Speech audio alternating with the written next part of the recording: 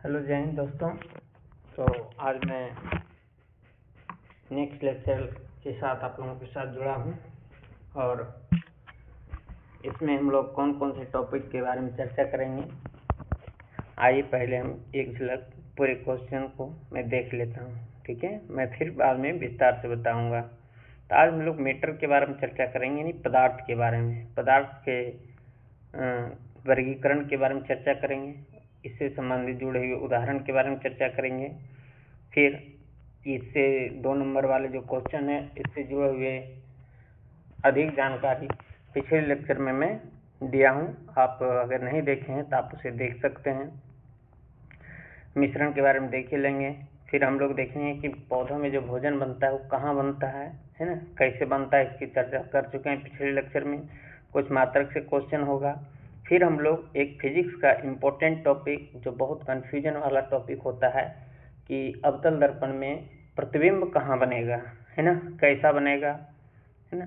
तो ये एक आपका लिस्ट भी दिया गया है। लिस्ट के साथ साथ मैं आपको ये डायग्राम के माध्यम से याद कराने का प्रयास करूँगा और मुझे उम्मीद है कि आप जब इसे देखेंगे तब फिर जीवन में कभी भी नहीं भूलेंगे।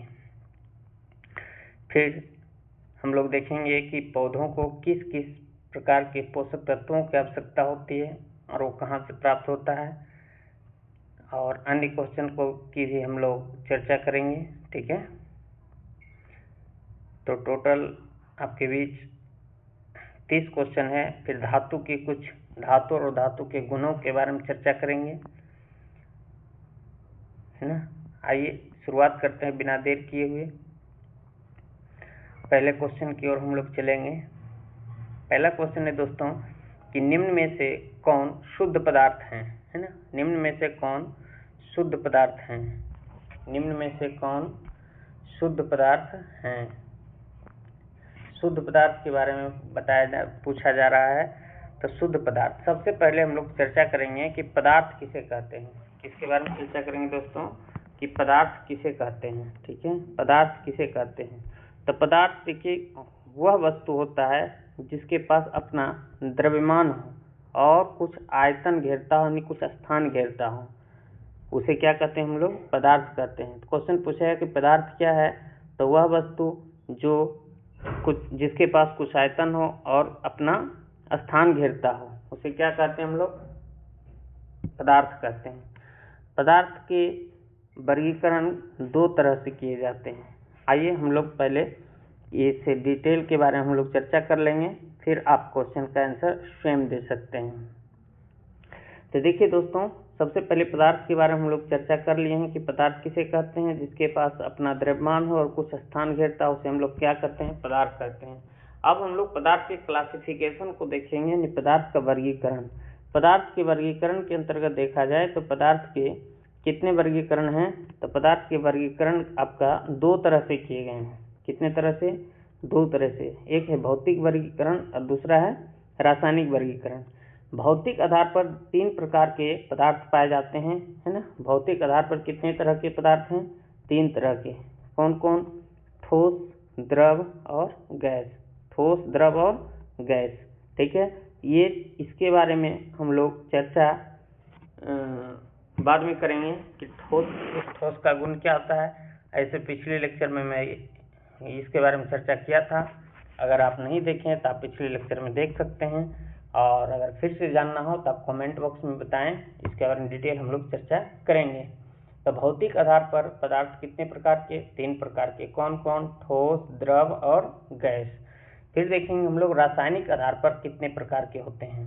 तो रासायनिक आधार पर पदार्थ 2 प्रकार के, शुद्ध पदार्थ और मिश्रण। अशुद्ध पदार्थ नहीं, शुद्ध पदार्थ और मिश्रण। फिर शुद्ध पदार्थ 3 तरह के होते हैं, 2 तरह के। शुद्ध पदार्थ कितने तरह के होते हैं दोस्तों, 2 तरह के होते हैं। शुद्ध पदार्थ 2 तरह के होते हैं। कौन कौन होते हैं, एक है तत्व, दूसरा है यौगिक। तत्व एवं यौगिक, यानी जितने भी तत्व होंगे, जितने भी एलिमेंट होंगे, सब कैसा पदार्थ होगा, शुद्ध या मिश्रण शुद्ध पदार्थ होंगे। जितने भी यौगिक होंगे वे सब कैसा पदार्थ होगा, शुद्ध पदार्थ होगा।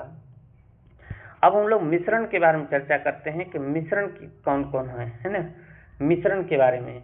तो मिश्रण दो तरह के होते हैं, एक समांगी मिश्रण और एक विसमांगी मिश्रण। एक समांगी मिश्रण और एक विसमांगी। सबके बारे में डिटेल चर्चा करेंगे कि सब कहते किसको हैं, उदाहरण क्या क्या है। तो पहले हम वर्गीकरण की चर्चा कर लेते हैं, ठीक है। अब तत्व के बारे में अगर हम चर्चा करें तो तत्व तीन प्रकार के, कौन कौन, मेटल, नॉन मेटल और मेटेलॉइड्स, यानी कि धातु, अधातु और उपधातु। धातु, अधातु और उपधातु। जितने भी मेटल हैं सब क्या हैं, तत्व हैं, और सब क्या हैं, अशुद्ध पदार्थ हैं। अधातु में जितने भी अधातु हैं सब क्या है, तत्व है, और जो तत्व है वो कैसा पदार्थ है, शुद्ध पदार्थ है। उपधातु जितने भी हैं सब क्या है, शुद्ध पदार्थ हैं, है ना, और ये तत्व भी हैं। Any problem? हम उम्मीद करते हैं कि आपको समझ में आ रहा होगा ये कॉन्सेप्ट। फिर देखेंगे हम लोग कार्बनिक पदार्थ। किसको देखेंगे, ये मिश्रण, यौगिक को। यौगिक कितने तरह के होते हैं, तो यौगिक को अगर हम देखना चाहें तो यौगिक दो प्रकार के होते हैं, कार्बनिक यौगिक, कार्बनिक यौगिक और अकार्बनिक यौगिक, कार्बनिक यौगिक एवं अकार्बनिक यौगिक, ठीक है। तो आइए अब हम लोग डिटेल चर्चा करते हैं। डिटेल किसके बारे में चर्चा करेंगे, रासायनिक वर्गीकरण के बारे में। रासायनिक वर्गीकरण के बारे में हम लोग चर्चा करेंगे। शुद्ध पदार्थ किसे कहेंगे, तो शुद्ध पदार्थ वे पदार्थ होते हैं जो एक ही प्रकार के तत्वों से मिलकर बना हो, है ना, जो एक ही प्रकार के तत्वों से मिलकर बना हो, क्या कहलाएंगे, शुद्ध पदार्थ कहलाएंगे, ठीक है। तो कौन कौन है सर, जैसे तत्व और यौगिक, तत्व एवं यौगिक। तत्व किसे कहते हैं, एक ही प्रकार के अणुओं से जो बने होते हैं उसे क्या कहते हैं हम लोग, तत्व कहते हैं, ठीक है। यौगिक किसे कहते हैं, यौगिक क्या होता है कि दो या दो से अधिक पदार्थ का मिलने से यौगिक बनता है, और ये क्या होता है, समान अनुपात में मिलकर बनता है, दो निश्चित अनुपात में, दो या दो से अधिक जो निश्चित अनुपात में मिलकर बनता है उसे क्या कहते हैं हम लोग, यौगिक कहते हैं। उसे क्या कहते हैं, यौगिक कहते हैं। यानी दो या दो से अधिक पदार्थ के निश्चित अनुपात में जो पदार्थ बनता है उसे क्या कहते हैं, यौगिक। जैसे जल H2O है, H2O क्या है, यौगिक है। H2O क्या है, यौगिक। कार्बन डाइऑक्साइड ये निश्चित मात्रा में पाया जाता है, हाइड्रोजन के 2 अणु और ऑक्सीजन के 1 अणु। हमेशा जल कहीं का भी हो ये निश्चित अनुपात में ही मिलेगा। कार्बन डाइऑक्साइड जहां भी होगा वो कार्बन के 1 अणु, ऑक्सीजन के 2 अणु, ठीक है।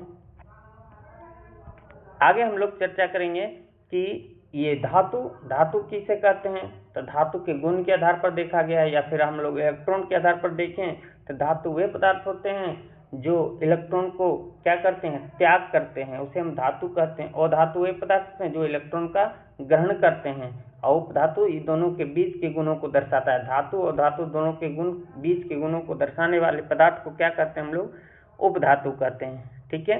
कार्बनिक यौगिक किसे कहेंगे, अकार्बनिक, जिसमें कार्बन की मात्रा होगा उसे कार्बनिक यौगिक, जिसमें कार्बन की मात्रा नहीं होगी उसे अकार्बनिक यौगिक। मिश्रण के बारे में अगर हम चर्चा करें तो मिश्रण क्या होता है, मिश्रण दो तरह के होते हैं। यौगिक और मिश्रण में अंतर पूछा जाता है। यौगिक क्या होता है कि दो या दो से अधिक पदार्थ से मिलकर बना होता है और ये निश्चित अनुपात में मिलता है, और ये भी दो या दो से अधिक पदार्थ से मिलकर बना होता है, लेकिन ये कोई भी अनुपात में मिलकर बन सकता है, यानी कि इसकी कोई निश्चित ये आपका यौगिक निश्चित मात्रा नहीं होती है, ठीक है। ये किसी भी अनुपात में मिलकर बना होता है। कौन, मिश्रण किसी भी अनुपात से मिलकर बना होता है, ठीक है। मिश्रण किसी भी अनुपात में मिलकर बना होता है। Any problem? जैसे मिश्रण की बात करें तो वायु क्या है, मिश्रण है। वायु क्या है, मिश्रण है, ठीक है। मिट्टी क्या है, मिश्रण है। Any problem? यानी जिसका यौगिक और मिश्रण में अगर कुछ अंतर देखना चाहें तो जिसका सूत्र होता है उसे क्या कहते हैं हम, यौगिक, और जिसका कोई सूत्र नहीं होता उसे क्या कहते हैं हम, मिश्रण कहते हैं, ठीक है। अब मिश्रण दो प्रकार के होते हैं दोस्तों। मिश्रण दो प्रकार के, एक समांगी मिश्रण, एक विसमांगी मिश्रण। समांगी मिश्रण को वैसे मिश्रण को कहते हैं जो समान रूप से मिला हुआ हो, जो आपस में समान रूप से मिला हुआ है उसे क्या कहते हैं, हम समांगी मिश्रण कहते हैं, ठीक है। जैसे विलयन, चीनी और पानी का घोल, ये कैसा मिश्रण है, ये समांगी मिश्रण है।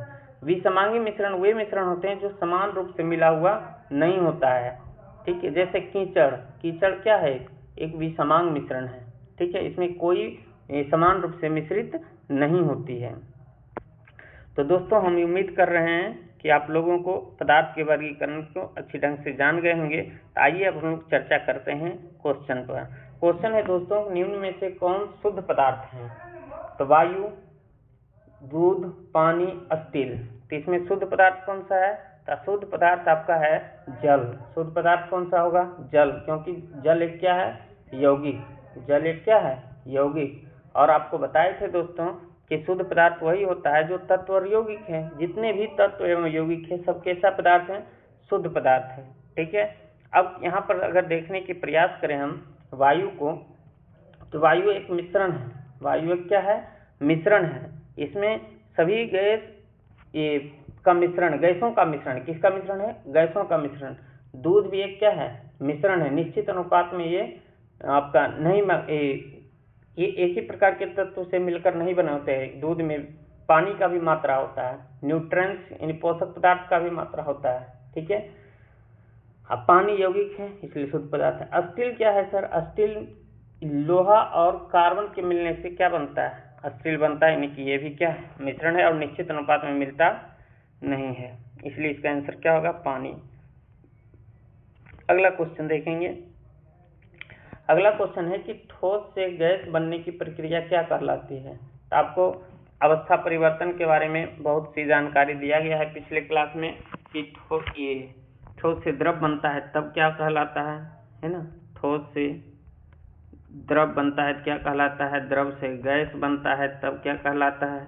सबके बारे में हम लोग आपको चर्चा में लाए थे पिछले क्लास में। तो ठोस से द्रव यानी ठोस पदार्थ गल रहा है तो इस प्रक्रिया को क्या कहते हैं हम लोग? गलन कहते हैं। द्रव से गैस में परिवर्तित हो रहा है, वाष्प बन रहा है, इस प्रक्रिया को वाष्पीकरण कहते हैं। फिर गैस से द्रव में बन रहा है तो उसे संघनन कहते हैं। द्रव से ठोस में बनेगा तो उसे हिमीकरण कहते हैं या जमना कहते हैं। और जो पदार्थ सीधे ठोस से गर्म करने पर गैस में बदल जाए उसे क्या कहते हैं? ऊर्ध्वपातन। ठोस से गैस में बदलने की प्रक्रिया ऊर्ध्वपातन कहलाता है, जबकि गैस से ठोस में बदलने की प्रक्रिया क्या कहलाती है दोस्तों? निक्षेपण कहलाता है। और एक चीज और इसमें हम नया ऐड किए थे दोस्तों। क्या ऐड किए थे कि गैस से अगर हमें किस में जाना है? पदार्थ की चौथी अवस्था क्या है? प्लाज्मा। क्या है? प्लाज्मा। गैस से प्लाज्मा में जाना है तो उसे आयनन कहते हैं। क्या कहते हैं? आयनन। अब प्लाज्मा से गैस में आना है तो उसे पुनर्योजन कहते हैं। ये आपको बताए थे, इसलिए इसका आंसर क्या हो जाएगा दोस्तों? ठोस से गैस ऊर्ध्वपातन। आगे अगला क्वेश्चन है दोस्तों, ये निम्न में से कौन एक असमान मिश्रण है? मिश्रण में असमान रूप से मिला हुआ हूँ, तो इसका आंसर हो जाएगा धुंध। धुंध में क्या होता है कि हवा, वायु एवं वर्षा की बूंद भी मिला होता है, धुआं भी मिला होता है, और ये समान रूप से मिला हुआ नहीं होता है, ठीक है। जबकि चीनी और चीनी का घोल ये समान रूप से चीनी मिला हुआ रहता है। ऐसा थोड़ा है कि नीचे ये ऊपर में ज़्यादा मीठा बीच में कम मीठा है ना, समान रूप से चीनी घुला हुआ रहता है। नमक का घोल ये भी समान, शराब का घोल ये सब समान मिश्रण है, जबकि धुंध एक असमान मिश्रण है। पौधों में भोजन निर्माण किसके द्वारा होता है? पौधों में भोजन का निर्माण किसके द्वारा होता है? तो देखिए, अगर प्रक्रिया पूछता है तो प्रकाश संश्लेषण। प्रकाश संश्लेषण के बारे में हम लोग कई बार चर्चा कर चुके हैं, ठीक है। तो देखिए, लेकिन यहाँ पर क्या है कि प्रक्रिया नहीं पूछा गया, लेकिन ये पूछा गया है कि पौधों में जो भोजन का निर्माण होता है ये कहाँ होता है। नहीं, पौधे का क्या पूछा जा रहा है? रसोई घर, है ना। ये भी क्वेश्चन पूछता है पौधों का रसोई घर कौन सा है, तो इसका आंसर हो जाएगा पत्ती। पौधों का रसोई घर क्या है? पत्ती। यानी कि जो भोजन बनती है वो कहाँ बनती है? पत्ती में बनती है। कहाँ बनती है दोस्तों?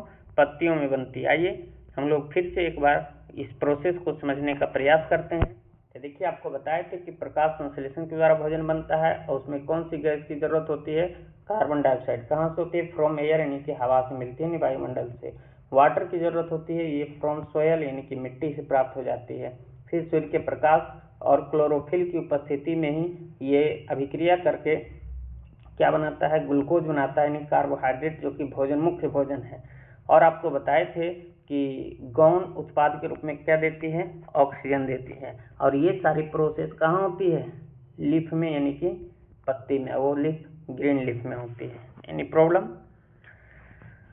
अगला क्वेश्चन, शक्ति का एसआई मात्रक क्या है? शक्ति का एसआई मात्रक क्या है? तो शक्ति का एसआई मात्रक वाट है, बहुत बार चर्चा कर चुके हैं सभी मात्रक के बारे में। अगर जूल देखा जाए तो कार्य का मात्रक है, न्यूटन बल का मात्रक है, पास्कल आपका दाब एवं स्ट्रेस यानी कि तनाव का मात्रक है। आगे चर्चा करेंगे। कोशिका, कोशिका का शक्ति गृह पिछले लेक्चर में ही आपको बताए थे, पावर हाउस किसे कहते हैं। तो इस क्वेश्चन को स्किप करते हैं, आप लोग कमेंट बॉक्स में बताएंगे इसका आंसर। ये समझने वाला क्वेश्चन है और इसमें कम से कम 10 मिनट समय देंगे हम लोग।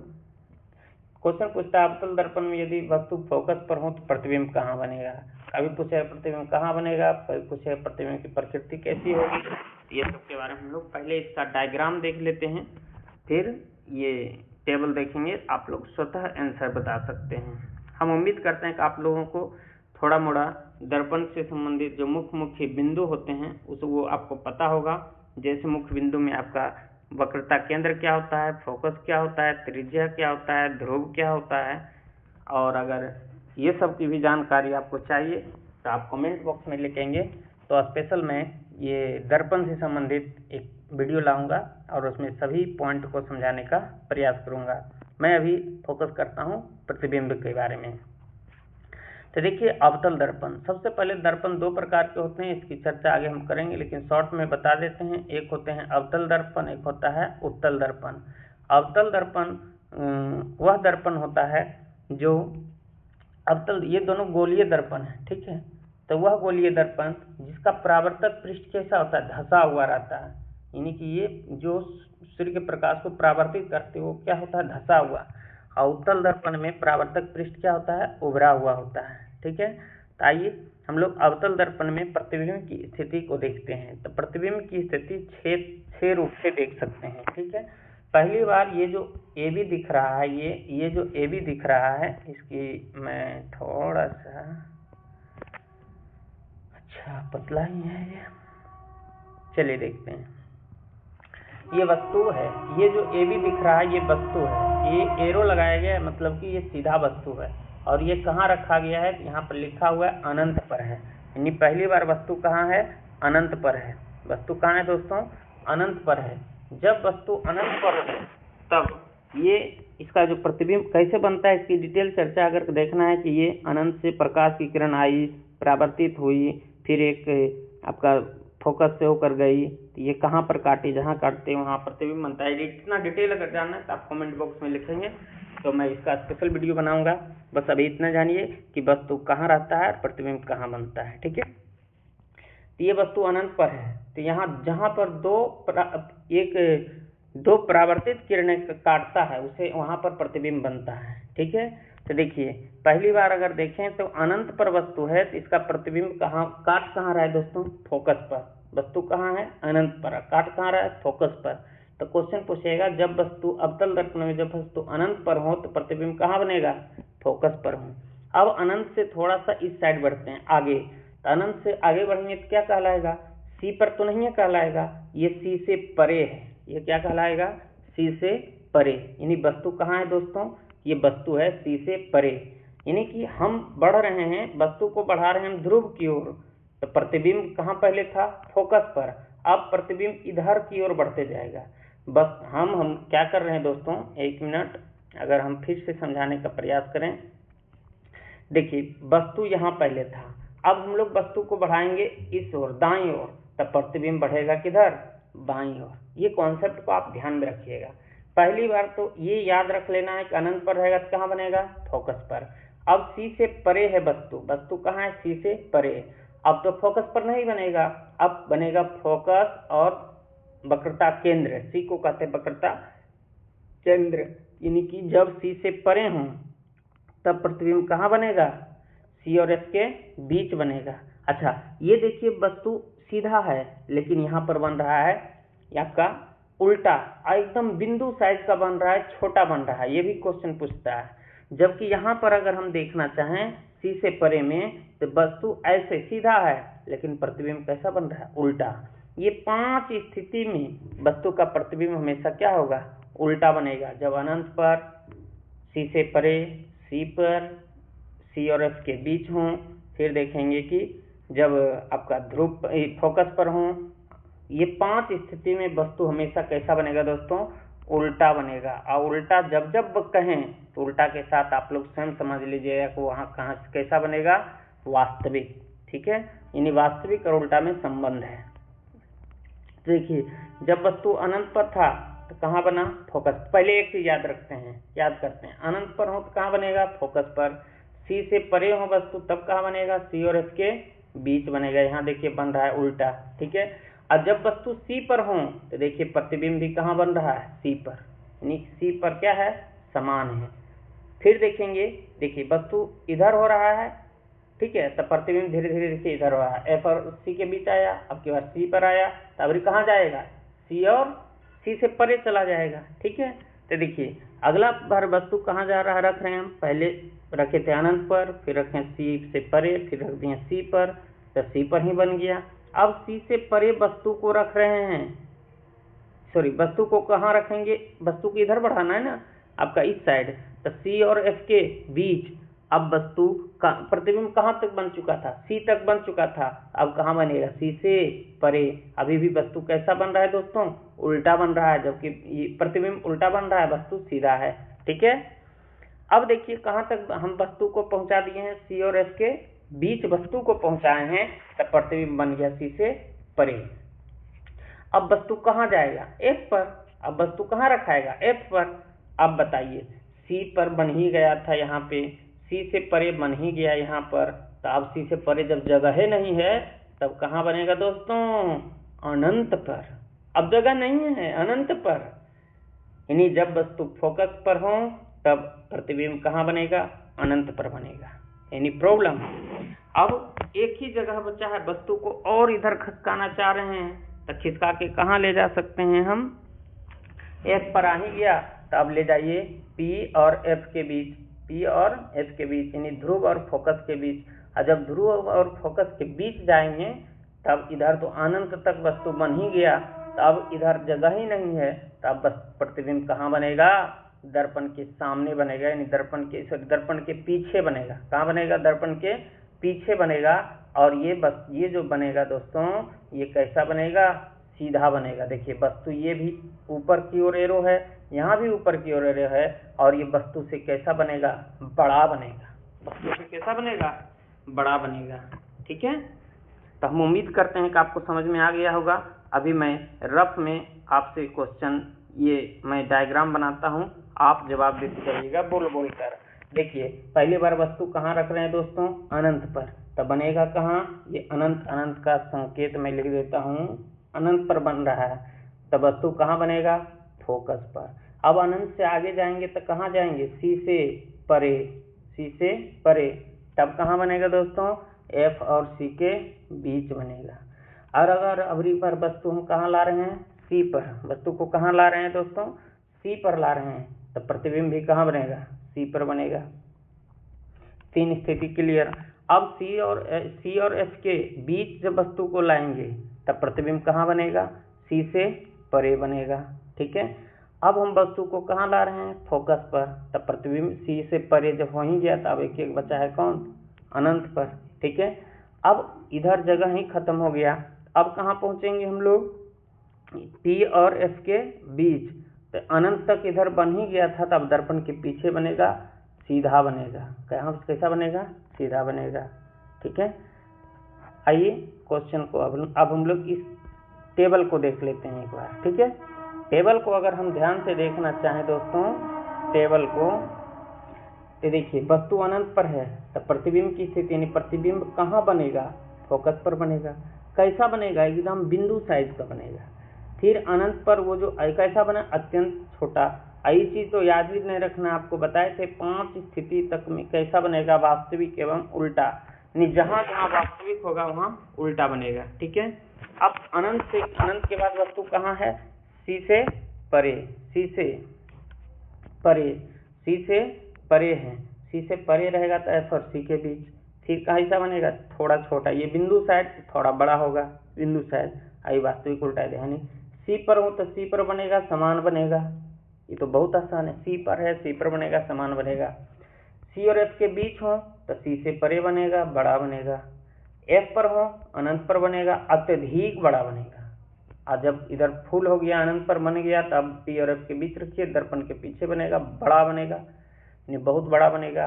और ये जो बनेगा आभासी एवं सीधा, सीधा के साथ आभासी लगाता है, ये ध्यान रखेंगे। अब आप लोग स्वयं ही इस क्वेश्चन का आंसर दे दीजिए कि अवतल दर्पण में वस्तु फोकस पर हो तो प्रतिबिंब कहाँ बनेगा, निश्चित रूप से प्रतिबिंब कहाँ बनेगा, अनंत पर बनेगा। आइए अगला क्वेश्चन देखते हैं। तनाव या स्ट्रेस का मात्रक क्या है, ये थोड़ा नया क्वेश्चन है, आप ध्यान रखेंगे। इसका मात्रक हो जाएगा पास्कल, और मात्रक आपको बता चुके हैं। जड़ों द्वारा जल का अवशोषण कहाँ होता है, तो जड़ों द्वारा जल का अवशोषण किस कारण से होता है, तो जड़ द्वारा जो जल का अवशोषण होता है दोस्तों आपका ये परासरण विधि द्वारा होता है, जबकि गैस का अवशोषण की बात करेगा तब कौन विधि, विसरण विधि हो जाएगा। कोई दिक्कत। अगला क्वेश्चन। अच्छा, इसमें देख लेते हैं कि पौधों को क्या क्या चीज की आवश्यकता होती है ना। पौधे जो जल के द्वारा अवशोषण करता है, ये कैल्शियम, खनिज लवण और जल का अवशोषण करता है परासरण विधि से। इसमें क्या क्या चीज की जरूरत होती है दोस्तों, तो इसमें जरूरत होती है आपका, रेड में हाईलाइटर लगाता हूँ, कैल्शियम, मैग्नीशियम, सल्फर, ठीक है। मुख्य पोषक तत्व क्या है, NPK, नाइट्रोजन, फास्फोरस एवं पोटास, ठीक है, पोटेशियम, ये जरूर मुख्य पोषक तत्व। क्वेश्चन पूछेगा पेड़ पौधों के लिए मुख्य पोषक तत्व कौन सा है, नाइट्रोजन, फास्फोरस और पोटास, ठीक है। सूक्ष्म पोषक तत्व यानी थोड़ा सा जरूरत होता है, लोहा, मैग्नीज, जिंक, बोरॉन, है ना, मोल्डोनम, कॉपर, क्लोरीन, कोबाल्ट और सोडियम, ये सब सूक्ष्म की जरूरत होती है, ये सब मृदा से प्राप्त होती है, ठीक है। वायुमंडल से कार्बन, हाइड्रोजन, ऑक्सीजन, ये सब चाहिए, ये याद रखेंगे। परासरण विधि से आपका जल का अवशोषण होता है और जल के साथ साथ इन सभी पोषक तत्वों का अवशोषण होता है। अगला क्वेश्चन है दोस्तों, पौधों में कच्चा भोजन का परिवहन कौन करता है, तो भोजन का परिवहन कच्चा हो पका हो जो भी हो, है ना, भोजन का परिवहन कौन करेगा दोस्तों, तो फ्लोएम करेगा, जबकि जल का परिवहन जाइलम करता है। इसकी डिटेल चर्चा पिछले लेक्चर में कर चुके हैं, अगर आप नहीं देखे तो आप देख सकते हैं। अगला क्वेश्चन है, निम्न में कौन सदिश राशि है, तो राशि दो प्रकार के होते हैं, इसकी डिटेल चर्चा कभी बाद में करेंगे क्योंकि काफी लंबा वीडियो हो जाएगा। अभी आप थोड़ा सा आंसर को ध्यान में रखेंगे। सदिश राशि इसमें बल हो जाएगा, बल्कि जबकि ये सब कैसा राशि है, अदिश राशि है। राशि दो प्रकार के होते हैं, सदिश राशि एवं अदिश राशि। अगला, तांबा किस प्रकार की धातु है, तांबा एक मुलायम धातु है। तांबा कैसी धातु है, मुलायम धातु है, ठीक है। भंगुर धातु होता ही नहीं है। क्षारीय धातु ये नहीं है। क्षारीय धातु में आ जाएगा आपका लिथियम, सोडियम, पोटेशियम, रुबिडियम, है ना, सीजियम, फ्रांसियम, ये सब आपका क्षार धातु हो जाएगा, कठोर ये नहीं है। अगला देखेंगे दोस्तों, निम्न में से कौन गैस द्रव में सबसे तेजी से घुलता है, तो ये कार्बन डाइऑक्साइड गैस सबसे तेजी से द्रव में घुलती है। गति का एसआई मात्रक क्या है, तो गति का एसआई मात्रक मीटर प्रति सेकेंड है, जबकि मीटर प्रति सेकेंड स्क्वायर किसका है दोस्तों, तो ये त्वरण का एसआई मात्रक है। किसका एसआई मात्रक है, त्वरण का एसआई मात्रक। किलोग्राम मीटर प्रति सेकेंड किसका है, संवेग का है, क्योंकि संवेग यानी p बराबर होता है mv, m का मात्रक किलोग्राम और वेग का मात्रक मीटर प्रति सेकेंड, यानी संवेग का एसआई मात्रक है किलोग्राम मीटर प्रति सेकेंड, जबकि न्यूटन किसका मात्रक है, बल का मात्रक है। अगला क्वेश्चन है, ध्वनि तरंगे किस प्रकार की तरंगे हैं, ध्वनि तरंगे किस प्रकार की तरंगे हैं, तो ध्वनि कई बार बता चुके हैं। ध्वनि तरंगे एक अनुदैर्घ्य तरंग है जो निर्वात में गति नहीं करती है, जो निर्वात में गति नहीं करती है, ठीक है, जबकि प्रकाश एक अनुप्रस्थ तरंग है। अगला, डीएनए कहाँ पाया जाता है, तो डीएनए आपका कहाँ पाया जाता है, इसका एग्जैक्ट आंसर हो जाएगा नाभिक। हालांकि क्वेश्चन पूछेगा डीएनए कोशिका के कौन से कोशिका अंगक में पाया जाता है, तब इसका आंसर माइटोकॉन्ड्रिया भी हो सकता है, और क्या होगा, प्लास्टिड भी होगा यानी लवक और माइटोकॉन्ड्रिया में खुद का डीएनए एवं प्रोटीन पाया जाता है, लेकिन इसका आंसर हो जाएगी नाभिक। एंजाइम क्या है? एंजाइम एक प्रकार का प्रोटीन है, यानी एंजाइम किससे बना होता है? तो प्रोटीन से बना होता है। पृथ्वी का गुरुत्वीय त्वरण लगभग कितना होता है? यानी कि छोटी जी का मान बहुत बार बता चुके हैं, 9.8 मीटर प्रति सेकेंड स्क्वायर। एक वर्ग में कितने कोण होते हैं? ये देखिए थोड़ा सा मैथ का आ गया। तो वर्ग में कुल कितने कोण होते हैं? वर्ग में 4 गो भुजा होता है और चारों भुजा आपस में बराबर होता है। प्रत्येक कोण 90 डिग्री का होता है। और कितना कोण होता है? 4 कोण होता है। अगला क्वेश्चन, लेंस द्वारा बनने वाली छवि यानी प्रतिबिंब किस पर निर्भर करती है? तो लेंस की प्रकृति पर, लेंस किस प्रकार का है ये इस पर निर्भर करता है। उत्तल लेंस है कि अवतल लेंस? आगे कभी लेंस के बारे में चर्चा करेंगे, जिस प्रकार से आज हमने दर्पण के बारे में बताया। वस्तु की दूरी पर भी ये निर्भर करता है कि वस्तु कितनी दूरी पर है, और लेंस की फोकस दूरी पर भी निर्भर करता है। इस प्रकार इसका आंसर क्या हो जाएगा? उपयुक्त सभी। कौन सा विधान न्यूटन का प्रथम नियम है? यानी न्यूटन का प्रथम नियम को और क्या कहते हैं? जड़त्व का नियम कहते हैं। ठीक है। अगला क्वेश्चन, कौन सा रोग विषाणु से होता है? क्षय रोग, फ्लू रोग, डेंगू, चेचक। देखिए यहाँ पर ये क्वेश्चन में थोड़ा सा मिस्टेक हुई है। इसमें यहाँ क्वेश्चन होगा कौन सा रोग विषाणु से नहीं होता है। ये आप थोड़ा सा कहीं एडजस्ट कीजिए, क्योंकि इसका अगर डिस्कशन के रूप में हम देखना चाहें तो ये जो क्षय रोग है ये जीवाणु से होता है। ठीक है, ट्यूबरकुलोसिस नामक ये आपका जीवाणु से होता है, जबकि फ्लू, डेंगू, चेचक ये सब किससे होता है? ये सब आपका विषाणु से होता है। किससे होता है? विषाणु से होता है। इसलिए इसका आंसर क्या देंगे दोस्तों? तो क्षय रोग होगा। इसका क्वेश्चन में थोड़ा त्रुटि है। श्वसन किस प्रकार की प्रक्रिया है? श्वसन एक रासायनिक प्रक्रिया है। श्वसन एक कैसी प्रक्रिया है? रासायनिक प्रक्रिया है। अगला, हृदय का मुख्य कार्य क्या है? हृदय का मुख्य कार्य आपको बताए थे, हार्ट के बारे में कई प्रकार की चीज बताए थे आपको। हार्ट को हम लोग सामान्य रूप से दिल कहते हैं, लेकिन ये लव करने वाला दिल है। ये ब्लड को पंपिंग करने का काम नहीं करता है, जबकि हमारा जो ह्यूमन हार्ट है इसका काम है ब्लड को पंपिंग करना। ठीक है, अब इसी में थोड़ा समझ लेते हैं। इसमें 4 चैम्बर होते हैं। कितने चैम्बर होते हैं दोस्तों? 4 चैम्बर। दायां लिंद है ना, बायां लिंद, दायां लिंद, दायां निलय, बायां लिंद और बायां निलय। आगे अगला क्वेश्चन है, कौन सी प्रक्रिया में ऊर्जा की आवश्यकता होती है? विसरण, परासरण, सक्रिय परिवहन, अवशोषण। तो इसमें सक्रिय परिवहन यानी एक देश से दूसरे जगह ले जाने में किसी प्रकार की ऊर्जा की आवश्यकता होती है, जबकि विसरण में यहाँ पर दाब निर्भर, विसरण और परासरण में दाब निर्भर करता है। ठीक है, अवशोषण में कुछ ऐसा जरूरत नहीं है। अगला क्वेश्चन, धातु का कौन सा गुण सही है? धातु का कौन सा गुण सही है? देखिए इससे अपवाद वाले क्वेश्चन, इसमें ज्यादा क्वेश्चन पूछा जाता है। तो धातु का गुण यहाँ पर तन्य होती है। धातु कैसा होता है दोस्तों? तन्य होता है। खराब चालक नहीं बल्कि सुचालक होता है। ये इस डायग्राम के माध्यम से हम कुछ क्वेश्चन की डिटेल चर्चा करने का प्रयास करते हैं। ठीक है, देखिए दोस्तों इसमें देखते हैं धात्विक गुण। ठीक है, ये धात्विक चमक के बारे में ये गुणधर्म लिखा गया है। यहाँ पर ये जो धातु का गुण लिखा गया है और यहाँ अधातु का गुण। अगर हम धातु के धात्विक चमक की बात करें तो धात्विक चमक होती है। ठीक है, जबकि अधातु में चमक नहीं होती है, लेकिन कुछ एक्सेप्शन है। यानी ब्रैकेट में जो लिखा हुआ है अपवाद में लिखा गया है। तो इसमें क्या क्या चमक होता है? किसमें ग्रेफाइट और आयोडीन में चमक होती है। यहाँ पर ये क्वेश्चन बनेगा कौन सा अधातु है जिसमें चमक होती है? तो ग्रेफाइट और आयोडीन में। कठोरता, धातु बहुत कठोर होता है, लेकिन जो क्षारीय धातु है ये बहुत मुलायम होता है। इतना मुलायम होता है कि चाकू से भी काटा जा सकता है, जैसे सोडियम एवं पोटेशियम। ये क्षारीय धातु है, जबकि अधातु कठोर नहीं होता है। लेकिन हीरा सबसे कठोर पदार्थ है। हीरा सबसे कठोर पदार्थ है अधातु होते हुए भी। तो क्वेश्चन ये बनेगा कि कौन सा अधातु है जो बहुत कठोर होता है ना, तो हीरा हो जाएगा आंसर।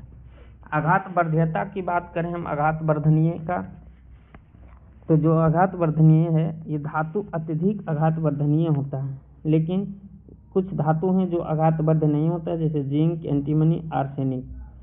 अधातु नहीं होते हैं बल्कि ये क्या होता है, भंगुर। आघात वर्ध वो वैसा गुण है जो कि धातु किसी भी पदार्थ पर हम जब चोट लगाते हैं तो वो चूर चूर हो जाए तो उसे हम भंगुर कहते हैं, यानी कि वो आघातवर्ध नहीं है।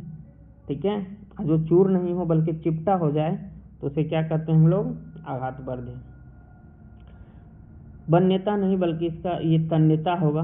तन्यता यानी तार बनाने का गुण, तो ये धातु में तन्यता प्रदर्शित करते हैं, लेकिन कुछ धातु हैं जैसे जिंक, एंटीमनी, आर्सेनिक ये तन्य नहीं होते हैं।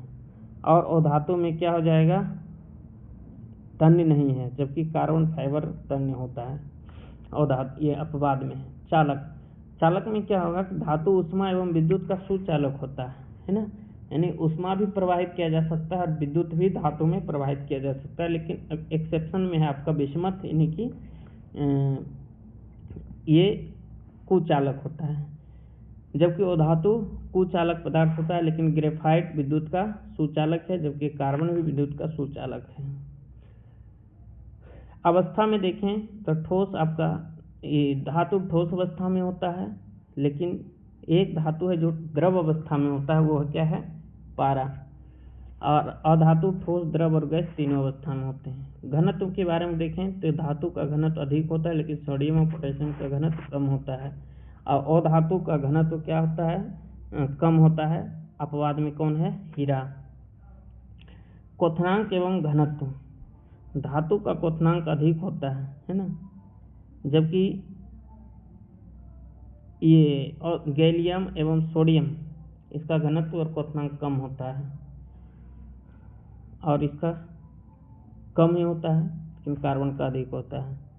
तो हम उम्मीद करते हैं कि ये भी चार्ट आप अच्छी ढंग से याद रखेंगे। तो इसका आंसर क्या हो जाएगा, तन्य। ऊष्मा का एसआई मात्रक, ऊष्मा का एसआई मात्रक क्या होगा दोस्तों, जूल। कौन सा परिरक्षक भोजन में मिलाया जाता है, यानी प्रिजर्वेटिव पदार्थ कौन सा है, तो ये इसका आंसर हो जाएगा सोडियम बेंजोएट। क्या आंसर होगा, सोडियम बेंजोएट। जबकि अगर हम बात करें चीनी और तेल भी एक परिरक्षक पदार्थ है, ठीक है, लेकिन ये सभी प्रकार के भोज्य पदार्थों में नहीं मिलाया जाता है। आगे इसका आंसर हो जाएगा सोडियम बेंजोएट। रक्त का लाल रंग किसके कारण होता है, तो रक्त का लाल रंग हीमोग्लोबिन के कारण होती है।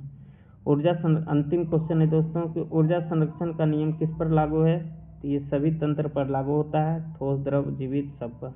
ठीक है, इस प्रकार ये लेक्चर यहीं पर समाप्त होती है दोस्तों।